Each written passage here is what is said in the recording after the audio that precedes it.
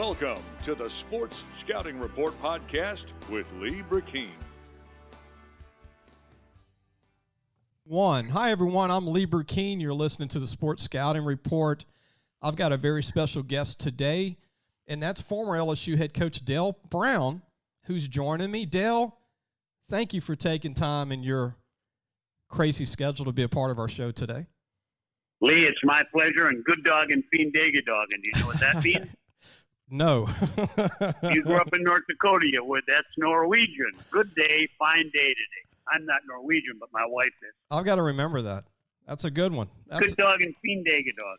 That's kind of like people saying, what is Boudin in Louisiana, right, to somebody in Minnesota?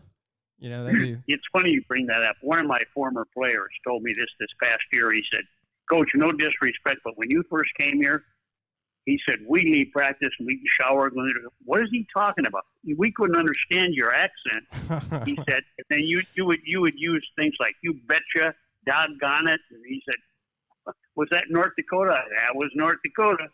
When I was living in Philadelphia, Coach, I didn't have the money to go to college, and my mom raised me, very similar to your upbringing. Uh-huh. And my mom looked at me. She said, well, what are you going to do? I said, well, Mom, I guess I got to get a job and I help you and help me. I said, well, I was offered to build tennis courts. And my first job was Philadelphia, Pennsylvania, Coach. And I go to Philly. Oh, my God. I've never left Louisiana in my life. Wow. You had more guts than me. I didn't have enough courage at that time, 17-year-old out of high school. University of North Dakota had offered me a scholarship, and I had a chance to go to Loyola, Chicago, or Marquette. They had a scholarship for poor people, and the doctor in mine had arranged it for me. So I went down to my visit at the University of North Dakota, which is down in the eastern part of the state where Lute Olson grew up.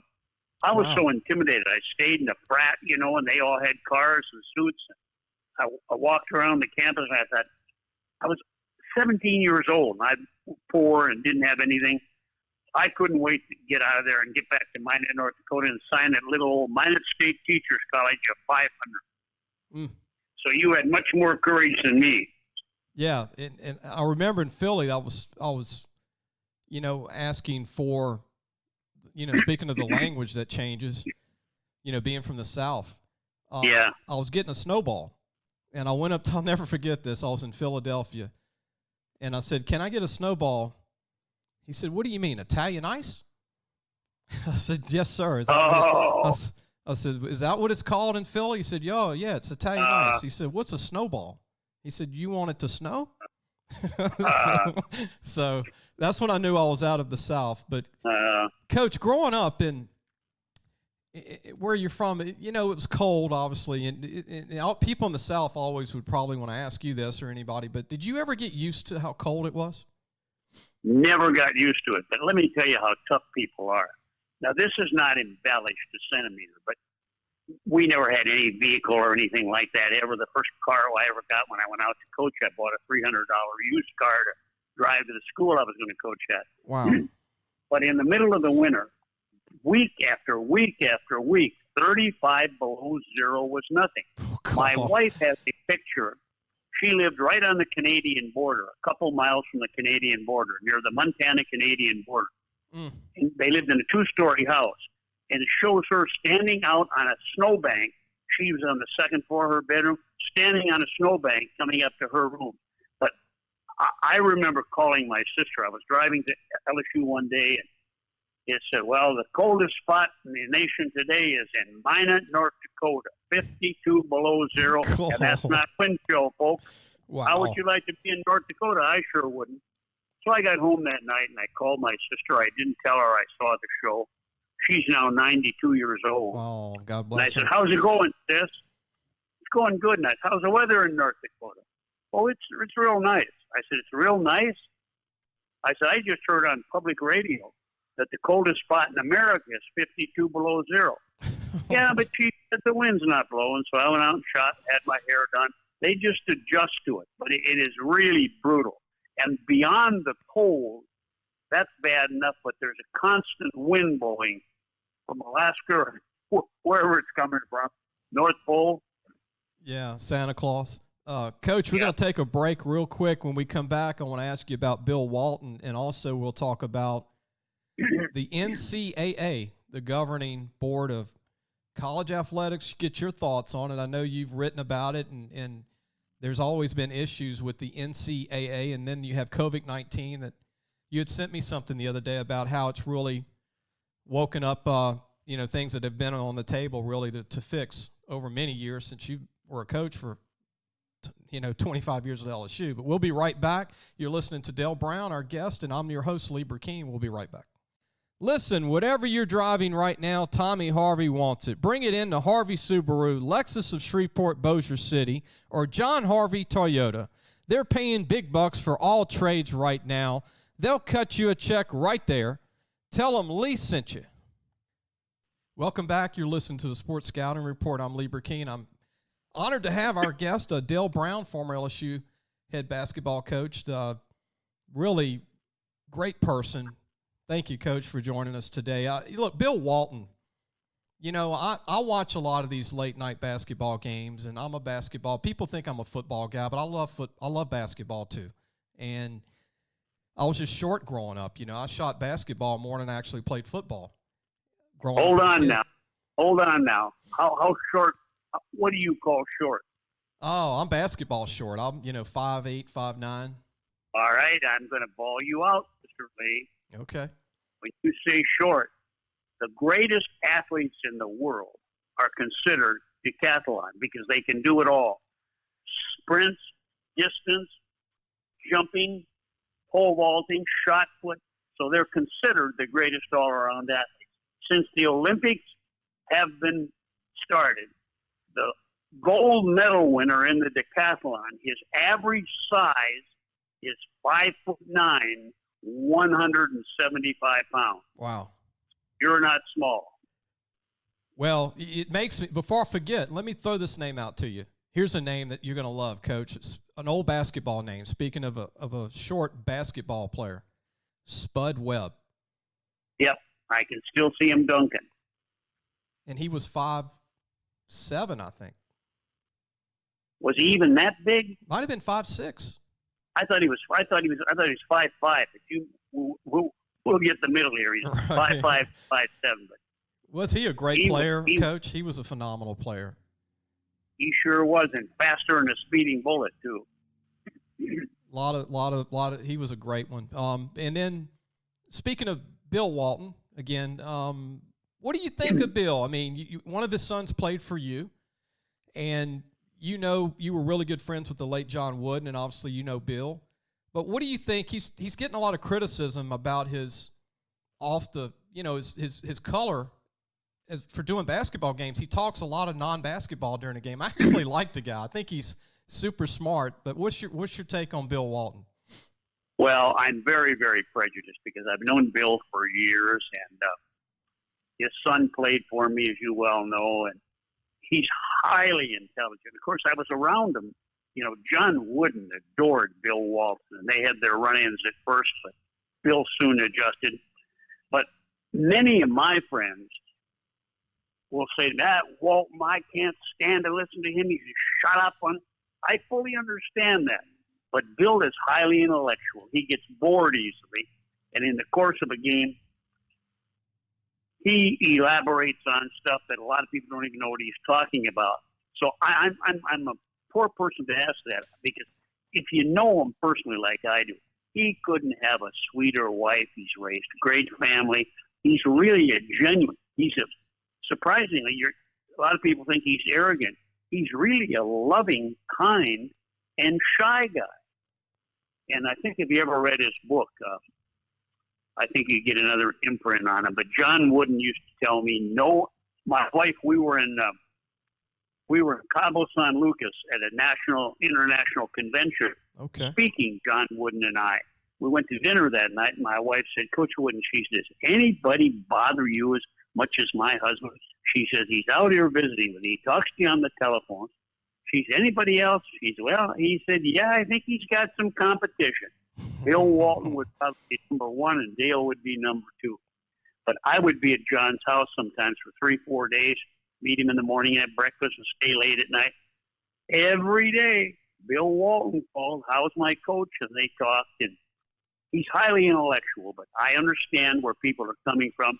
In fact, some of the announcers are so bad sometimes on different channels. I turn the sound off and just watch the basketball game. It's disruptive to watch it. Yeah.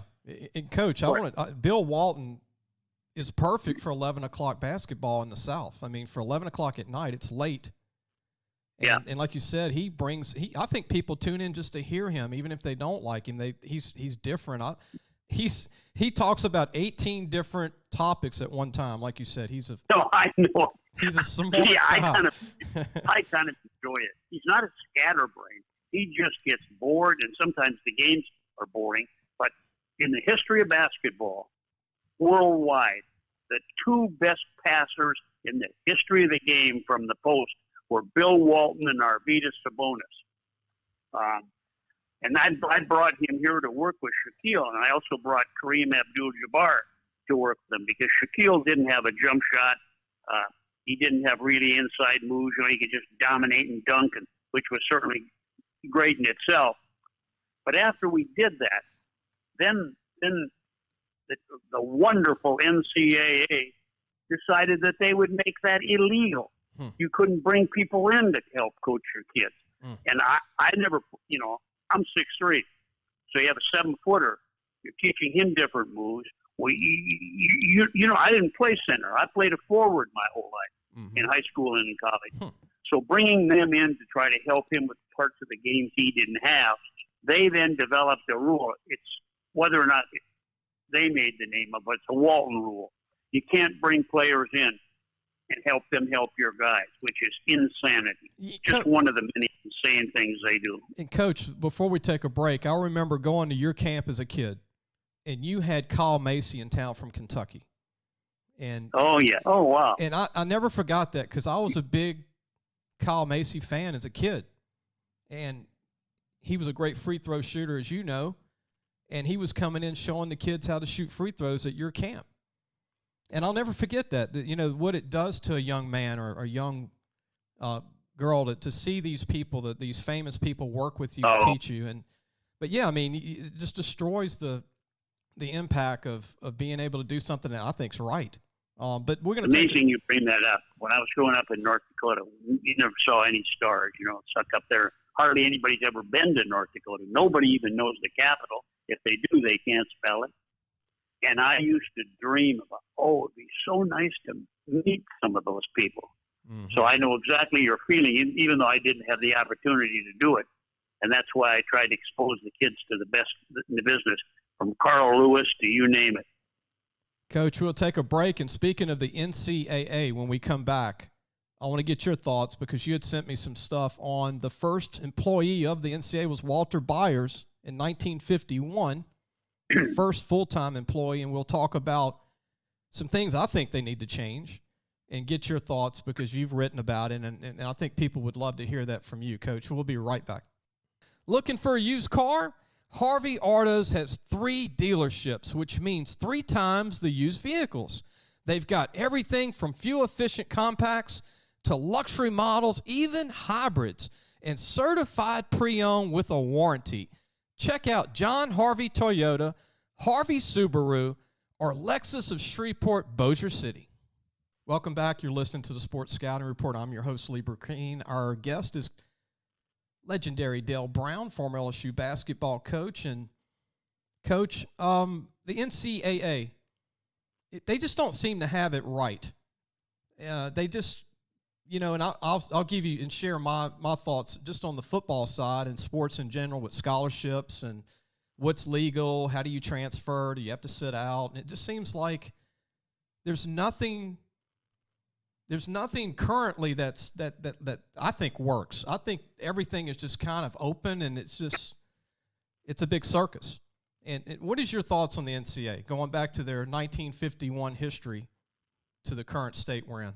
I will be happy to answer that. I don't want to embarrass you now. I hope you don't get this wrong. But what NCAA, what does that mean? Name what that is. I don't know, Coach. Well, I mean, what is it called? National Collegiate Athletic Association? Is that what it stands for? Yeah. No, it doesn't. That's what they think it stands for, but it stands for not caring about athletes. That's the NCAA, and they don't want to hear that.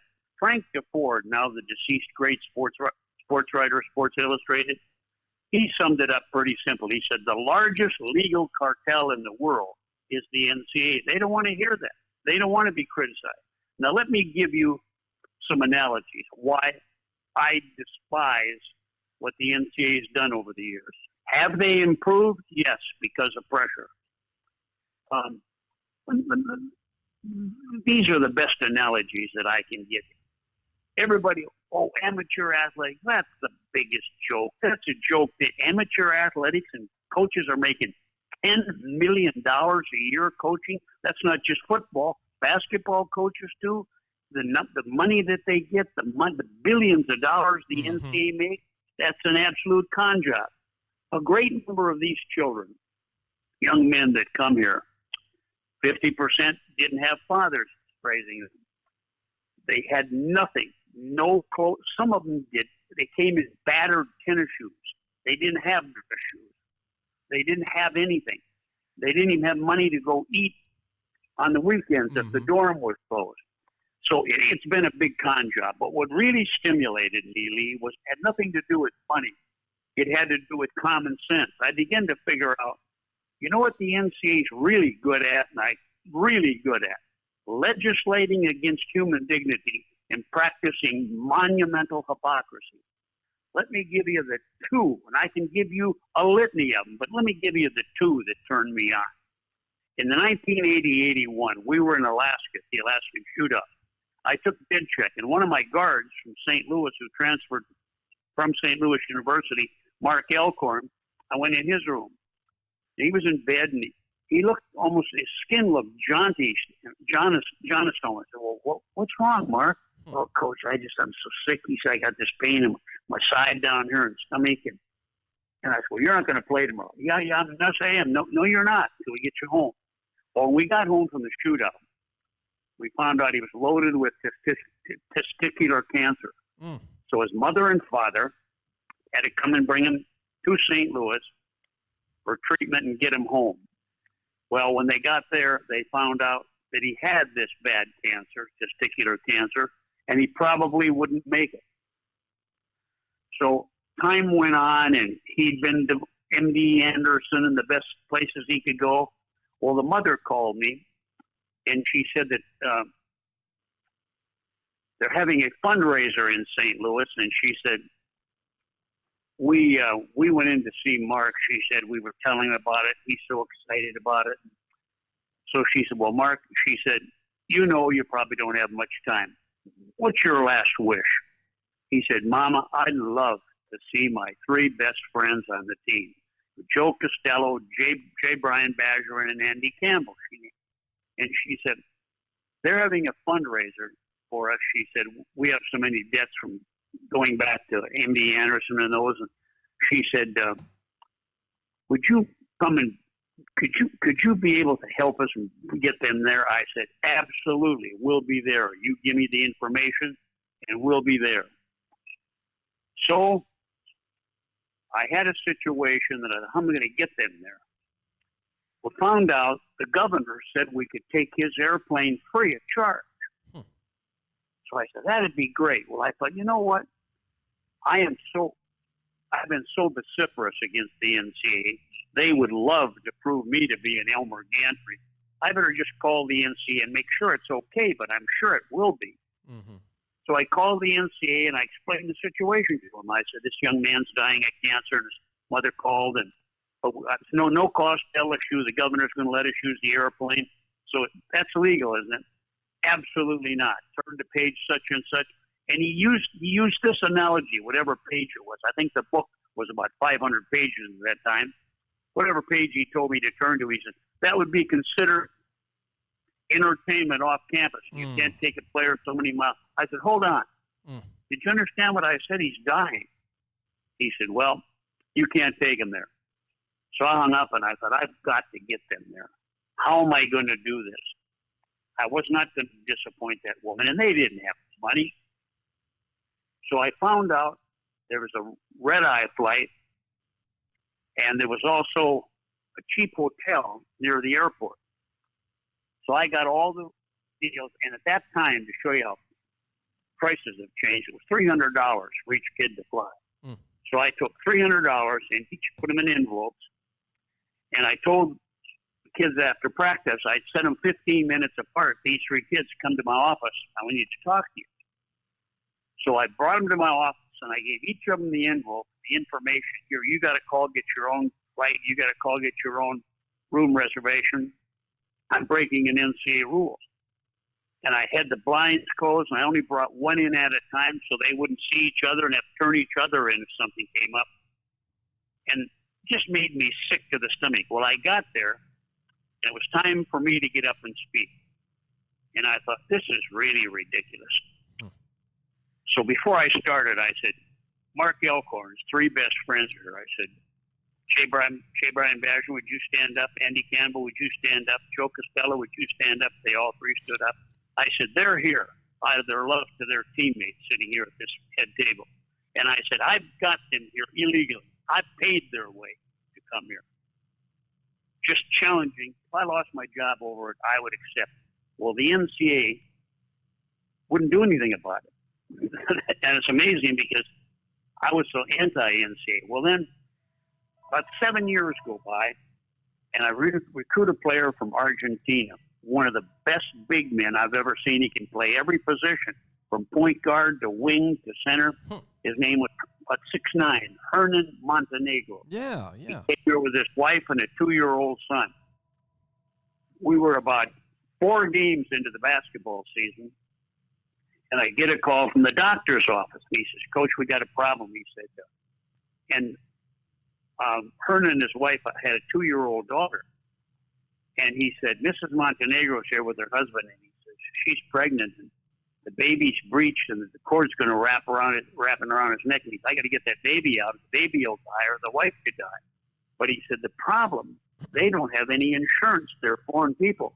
And I said, well, can you do anything about it? He said, no, I can't do it, And I said, well, can you give me an idea what it would cost for hospitalization and whatever? He give you an idea how prices change. And I think he gave me a number, approximately $7,500. So I called the NCAA again, the second time, and I said, the wife's health is in danger, and I said also, the child's in danger. And I said, it's $7,500 to get the operation. So I called the bank, and they said I could go down and co-sign a note with him. He'll play professionally. I said, either in the NBA or in Europe or someplace. Mm-hmm. So can I go co-sign a note with them? They said, nope, that's illegal. I said, did you hear what I said? The wife or the baby could die? I'm sorry. I hung up on him. I then thought, now I got to be really cautious here. I spread my luck too thin with Mark Elkhorn, now this, and they'd like to shut my big mouth up. So I called a friend of mine that's not an agent for sports. He represents musicians, like Wynton Marsalis and others like him. And I've known him for years, and I said, would you come down and represent him? And I said, he's going to have to lose his eligibility and drop out of school and everything, mm-hmm. But would you mind doing that? He said, I'll do it. He came down, he gave him the money for the hospital, whatever. We had to declare him ineligible. And he did get drafted, I think, Philadelphia, and became a great player. So just a lack of compassion. And it isn't that the funds aren't there. The funds are there. Look at the facilities they're building. Look at the money the coaches are making. Look at the money that the NCAA makes, billions of dollars. I believe Mark Emmert, I believe his salary now, and he's done probably more to try to make change than anybody I know in that position. I think this is about $4 million a year. So it's just an organization that is out at times. Now, Walter Byers, who was the longest executive in the NCAA for 36 years, after he retired, he wrote a book called Unsportsmanlike Conduct. And in the book, he admitted the NCAA is totally wrong. It can no longer be run the way it's being run. It's a disservice to young people. And they have made some improvements. But once you get on their bad side, the situation with Lester Earl, that was just nothing but trying to shut up that loudmouth in Rouge, Dale Brown. That was all lies they made up. It's on tape recordings. I had the tape recording. I gave one of them to Mark Emmert after he got there. It certainly wasn't his fault about how they operated. This is an investigative guy. I think his name, I'm not, one or two guys, so I won't give a name because I'm not 100% sure to look it up. But the guy that was investigating him, they never used to have to tape him. And I used to say, well, they're just saying somebody said that. There's no evidence. Well, it's in their notes. So finally, they changed the rule, and they made it you have to tape record it. So I listened to the tape recorder, and the guy asked Lester Earl this. He said this, quote, he said, Lester, he said, he said, if Dale Brown's creating a lot of problems for you, he won't release you, so you have to sit out, you're going to lose a year, you're going to lose eligibility up here. So he says, if you can give us any dirt on Dale Brown, any dirt, he said, you can forget anything that was done illegally. You can keep the money they gave you, whatever happened. He said, and you will not lose any eligibility. We'll get you eligible immediately. Lester Earl said to him, well, Coach Brown never really had anything to do with recruiting. And like the Nixon tapes, you can hear the tape recorder go off. Then you can hear it come back on. And the investigator says, I believe it was Doug Johnson. I believe Gary Crawford or Doug Johnson. The investigator comes back on. He said, well, Lester, like I said, if you can give us anything on Dale Brown, you'll be cleared to play. Now, think it over. Now with the tape, oh, yeah, there was one thing. He said, when he came to my house, he said, he offered my mother and I a new house if I'd go to LSU. First of all, I've never been to his house. I never met his mother until after he signed up, I believe. And he was always going to kind of come. Everybody wanted him, but he was a local kid. He'd hang out at practice. And then Lester, years later, as you know, did apologize to LSU and state of Louisiana and myself and Johnny Jones that he lied. He was a young teenager, and I was intimidated, manipulated, and encouraged to lie. Coach, let me ask you this. Speaking of college basketball programs, obviously UNC has had a great, history in Duke and, Kansas and Kentucky, the Blue Bloods, right? Yes. There's a conspiracy theory among fans and alumni. And, a lot of people think, are those guys untouchable from the NCAA? What is your opinion on? I mean, it just seems like they recruit all these big-time players too. And, it just seems like those programs are just – there's nothing going on with those programs. The fans are exactly right. There are the sacred lambs. There are the sacred images that they let things slide. And I don't want to indict anybody, those pointing one finger at somebody, have three pointing back at themselves.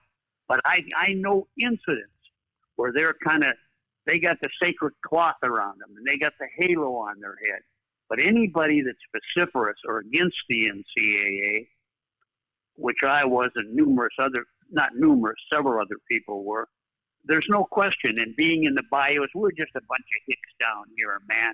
We ain't some of them big time. I think Louisiana gets a bad rap, and I don't think there's any question about it. Now, whether that still goes on, I cannot speak for that right now. Right now at this particular spot. But I do know when I was coaching, and I do know incidents after I got out of coaching. And I know incidents of us losing kids to schools that had the reputation of Mr. Purity or Mr. Clean. Right. That flat did cheat. So they say who cheats? The biggest cheaters of all are the NCAA. Yeah, because there's a lot of fans that feel like they make examples of some programs and then they back off of the ones they have, and then they just make examples of certain programs. At the end of Walter Byers' career, I got a telephone call from him, and he asked me to write a forward in his book or something, and he also wrote me the nicest letter about it. He always appreciated my candor and et cetera. He just totally changed in old age after he saw the injustices. I never personally did meet him, though, just by telephone and letter. Yeah. Coach, speaking of scholarships, when you were the head coach at LSU for 25 years, what was your thoughts on scholarships? Was 14, 15 kids enough for a basketball team? And, was there enough walk-ons? Because they're very tight on walk-ons in basketball. You can't have but a couple of walk-ons, maybe 3. But why do they limit the walk-ons? Well, walk-ons shouldn't be limited if you want to have a battalion of them. Right. But, no, I thought we had more than enough scholarships. I thought we had more than enough coaches. Now I see 9 guys dressed in suits that are coaches or assistants or yeah. et cetera. It's hilarious. So, no, the scholarships were more than enough. But walk-ons, if you want to have 20 walk-ons, give them I tried every year to get a kid, the student body, to give them a chance. And not necessarily they were going to help our program, but many of them did, by the way. 1 or 2 of them wound up being on scholarship. So I think the NCAA, I guess if you said in a nutshell, and it's hard for me to say hello unless it takes an hour for me to say hello to you. Right. But in a nutshell, I would say the NCAA has come millions of miles. I sent in 43 suggestions to them about rules that should be changed. Look, there's a maverick. I think, didn't I send you a copy of them? Yes. There was a lot of them. So. And I think 35 of them have been changed. But the NCAA is, I would describe them if they've come a million miles since I coached. However, they have light years to go. And light travels 186,000 miles a second. And I'm so like, they made Coach, but I'm also, improvement. I'm like you though. Since COVID-19, since we've had shutdowns with the world, the NCAA's got to go back and have meetings about, okay, if this happens again, or how long are we going to be in this still? There's got to be some rules bend a little bit, right? I mean, like what we're talking about, kids are not going home right now because of COVID. They don't have families with money. Families, they're losing jobs. Their mom and dads are losing jobs, okay? They don't even have money, like you said, to give them while they're at LSU. Lee, let me give you what you just hit there. You just hit something else. You're the coach at LSU, Duke, wherever, Kentucky, wherever you're the coach. You came from a single home of a mother. You're here, and your mother is in New York or California, either one of the coasts. Mm-hmm. She dies, and your sister would love you to come home for your mother's funeral. And the NCAA won't pay their way. Would you pay their way? Yeah. If you were the coach? I would. Absolutely. So what I'm saying, that's legislating against human dignity. But we can fly alumni with us all over the country. The NCAA has the finest hotels to stay at. They've got jets to haul themselves around. So I hope it changes. And I certainly, you can't just indict Mark Emmert. He's probably made himself more visible and done more than anybody else. But the NCAA has been a dysfunctional group. That's why I gave them the name NCAA, not National Collegiate of Athletic Associations, not caring about athletes. Coach, before we take a break for a final segment, I want to get your thoughts on this. Don't tell me what you're going to say. I don't want to think about it. The NCAA, during COVID, there's one thing I'd like to see them change is if you were coaching today, if you were coaching right now, Coach Brown, would you change your recruiting strategy to recruit closer to home? Kids that are closer because of the way things have changed with distance, like we talked about, with families being 1,000 miles away or 3,000 miles away. Would that change your recruiting approach? Well, our recruiting approach was pretty well spread out. The 2 Final Fours, both our point guards, key cogs in our team, were both from Baton Rouge, Louisiana. Right. But also, we had some pretty good players from Texas, Shaquille O'Neal, Mississippi, Chris Jackson, Mahmoud Abdul-Rauf, John Williams from California. So no, the tactics would be basically the same. If you can get, now a lot of times also, you are in a situation, maybe you just need a point guard. Louisiana doesn't have a point guard. You got to go. The two thing can play. Right. And I made as many mistakes as I did good things in recruiting. If I told you some of the guys I messed up on that didn't think could play, wound up playing, they wound up in the NBA. So it's, how do you know? They're young. Bigger guys have harder times, takes longer time for them to adjust. Like, for example, here's a perfect example. Garrett Hammy sat on the bench all that time watching Shaquille. One of my favorite players. So I'm sure there were those that wondered, can he even play? Isn't it bizarre? After Shaquille went hardship, Garrett is now a senior. We won one more game with him as a center as we did Shaquille the year he left. That was a great year from him, Coach. He had a great year. Yeah, I remember that. He had a great year, became a first-round draft choice. So I don't believe I would change it at all. I just think it's recruiting is, this is going to sound drippy to you and everything. Or for someone that doesn't know me, what's he trying? That's just made up. But when I first went out to recruit, I was at Utah State. I didn't know anything about recruiting. And I thought, what in the world? How do you recruit, man? What do you do? Mm-hmm. And I thought, I know what probably some people are going to do. They're going to give them all kinds of enticements, putting women on campus. You might not have to go to class. We get to put you in this fake course, whatever happens. So I went in, I'm just going to be myself. And I told every parent that was there, I said, I'm not trying to sound like Mr. Nice Guy here, mm-hmm. but I said, your son, my primary reason here is because he's a very good basketball player, but I'm here to recruit a human being first and a basketball player second. And I promise you, if you send your son to LSU 25 years after he leaves, I'm lying because I've been gone longer and I'm still in touch with my players longer than 25 years. But then when I look at the player myself, how his performance was in a practice or in a game, or if I met him, I'd always think to myself, would I want him to babysit our young daughter? And I'm really proud. Now, if being a Saint was a prerequisite for this job, I wouldn't have been the basketball coach, and I'm not looking for someone that's going to be a canonized Saint. That's not the point. But I was really blessed with really having really nice young man that 85% of them that stayed here 4 years have a degree.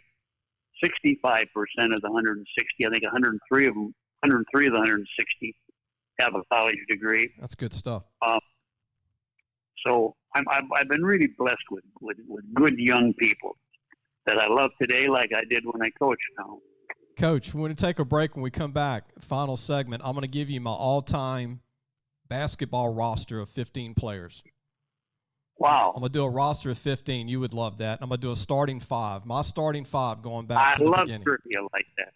And when we come back, let you promote your books. You've been an author of many books, and promote everything you're doing, Coach, because I know we go all over the state and all over the country, and I want you to be able to do that. And we'll be right back. We've got Dale Brown as our guest. I'm Lee Brecheen, your host. We'll be right back. So, hey, guys, just wanted to take a minute to tell you about Harvey Autos. If you need a new or used car, there's 3 great dealerships right here worth checking out. John Harvey Toyota, Harvey Subaru, and Lexus of Shreveport, Bossier City. Low prices, honest people. Tell them Lee sent you. Welcome back. You're listening to the Sports Scouting Report. We have Dale Brown, ex-former legendary basketball coach, LSU. Lee Brecheen, your host. And in this segment, Coach, I want to give out my starting 5. Now, this is just mine. I mean, there's no rhyme or reason, but here are mine. This is just LSU starting 5? This is LSU starting 5. Okay. And then I'm going to give the rest of the roster. I'm going to do like a roster of 15. So we'll count one maybe as a walk-on, but just say 15. Power forward, Bob Pettit. Shaquille O'Neal at center. 2 guard, Pistol Pete Maravich. Another guard, we'll go with a 3-guard offense, Ben Simmons. And then the final guard, I know him as Chris Jackson from when he was at LSU for you. How you like that? Wow. How do you like that starting 5? Wow. That would be dynamite. And here's the bench. Here's the guys coming off the bench. Greg Cookie Man Cook, Howard Carter, Derek Taylor, Marcus Thornton, Garrett Temple, Glenn Davis, Stanley Roberts, John Williams, and Leonard Mitchell, and finally Jerry Reynolds. What do you think, Coach? God, Don, does your wife know how smart you are? Could anybody beat that team? I tell you what, now that's just 10 of them, right? That's 15 total. So you got 15. I was counting. I thought it was 10. Okay, you left one player off. Now I got 3 guys. You'll love this. I got 3 guys I would say as alternates. Nikita Wilson as a forward, Ricky Blanton as a forward, and Skylar Mays as a guard. Ooh, I love Skylar Mays. I think it's excellent. There's no way it's impossible to do it, but there's a player you left off that was really one of the best players I've ever coached at LSU. Who's that? Want to guess? Oh, what position? From the Midwest. I know I'm going. This was off the top of my head when I did this while we were talking. Glenn Hansen. Who, Coach?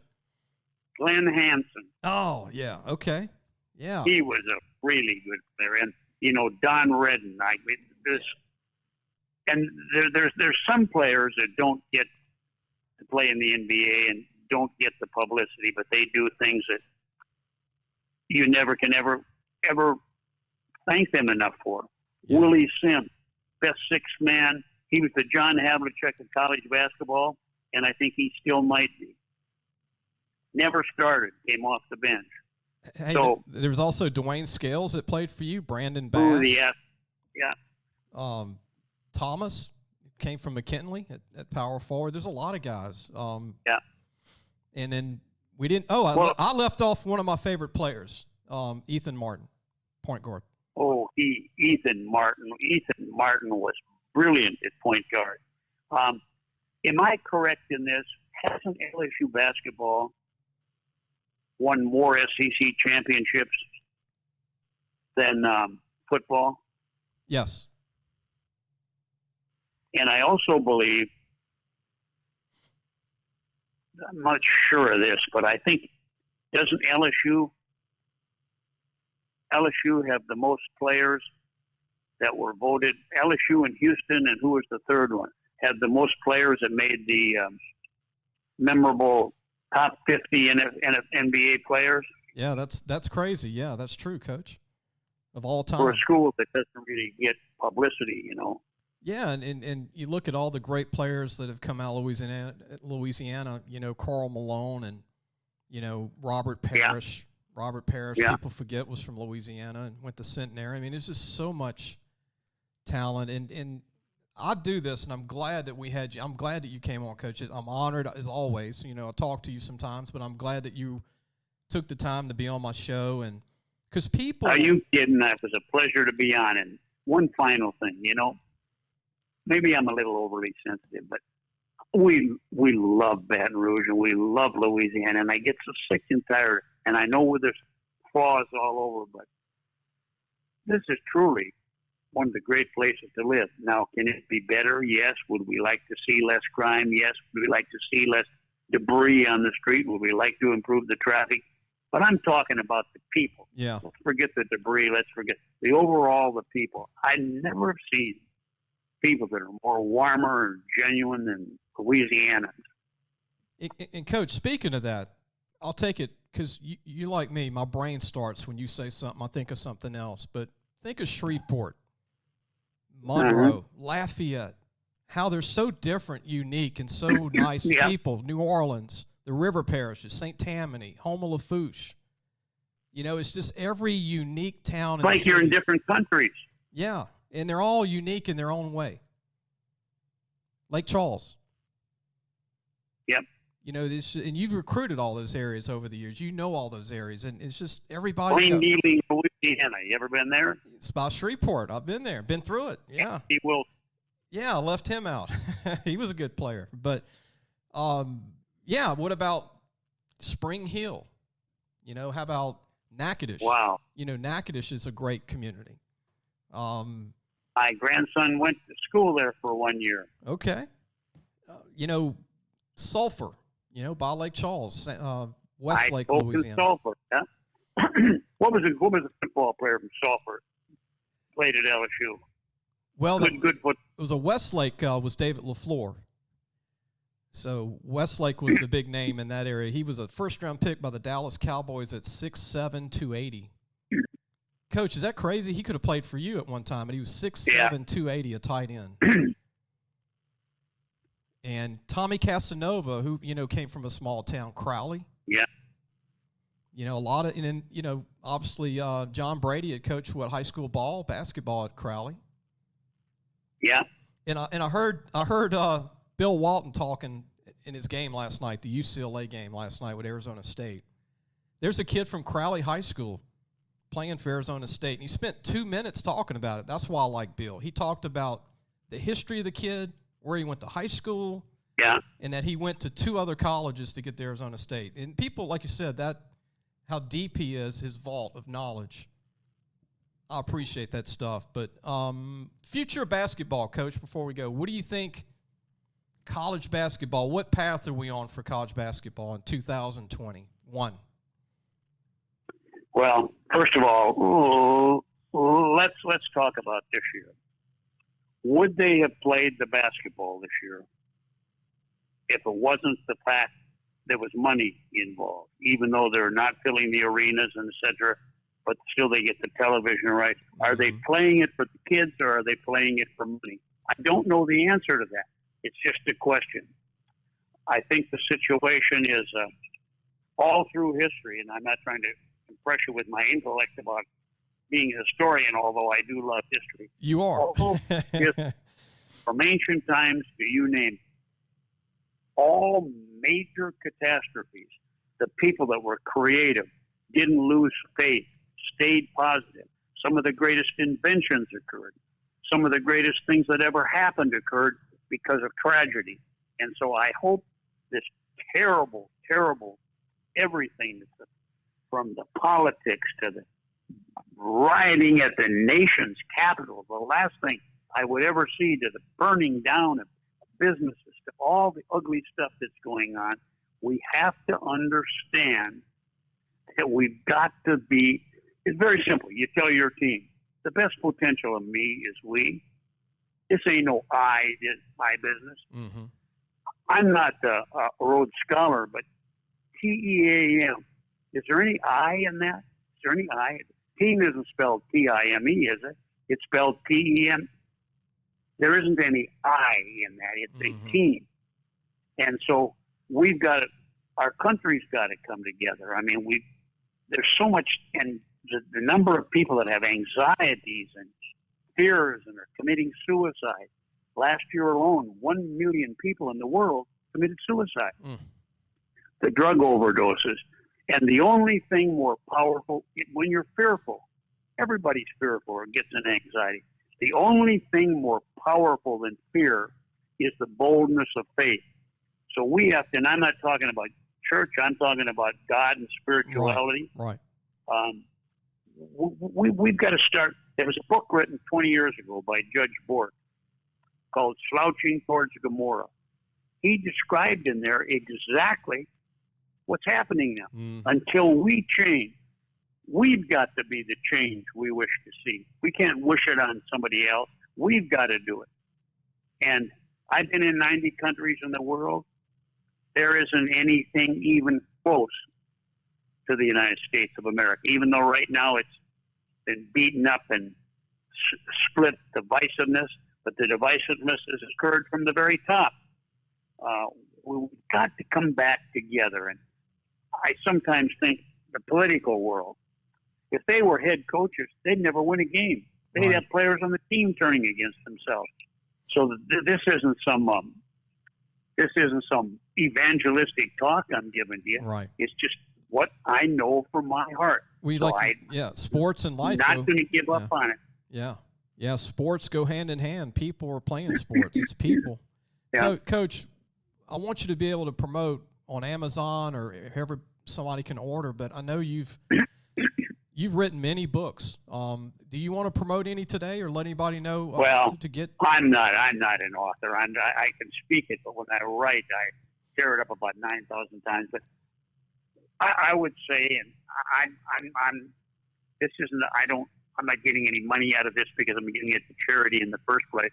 But I would say in this particular time, if you really want a book that I think could help, it's the one book that I've written is Getting Over the Four Hurdles of Life.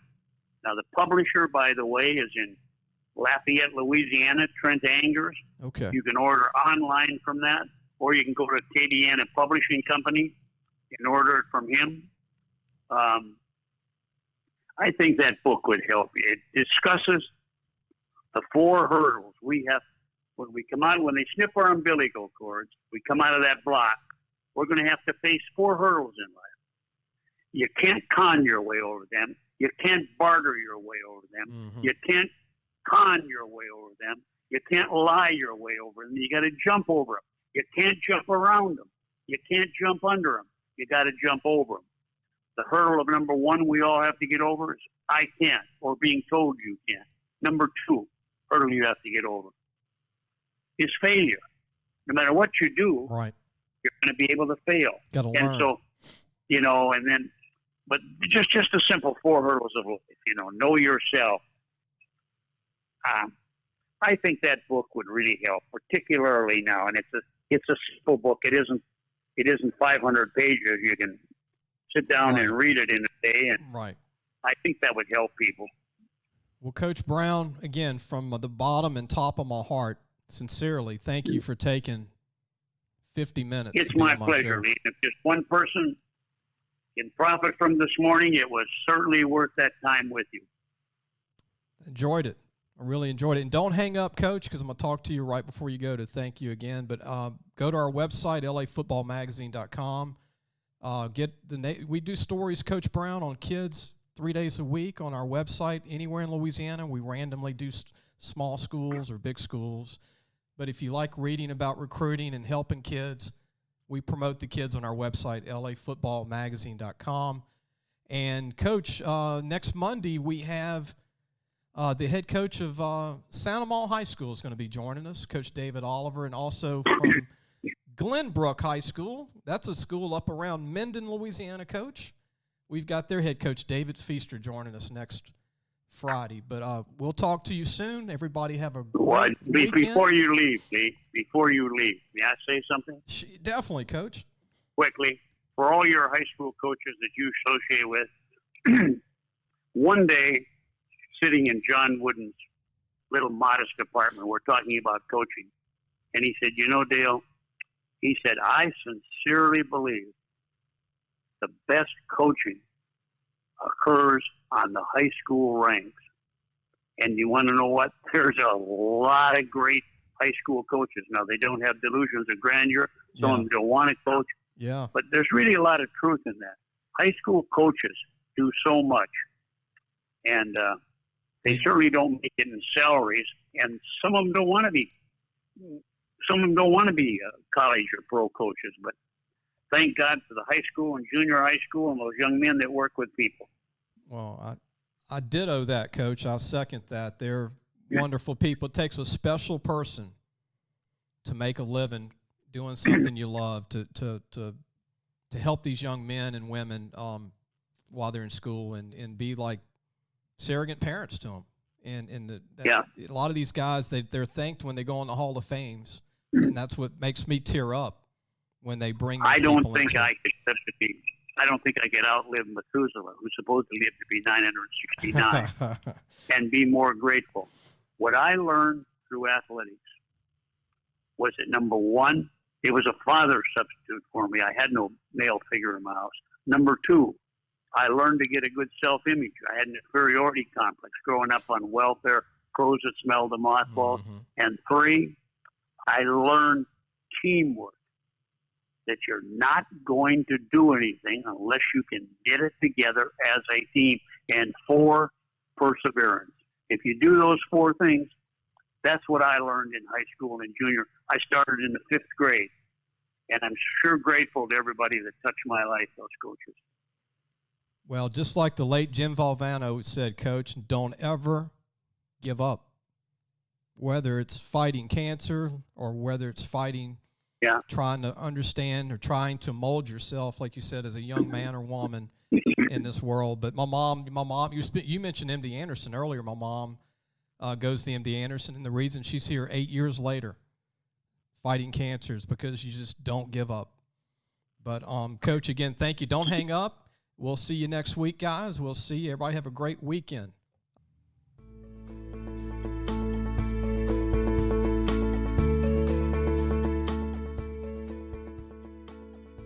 Thanks for listening to the Sports Scouting Report podcast with Lee Brecheen.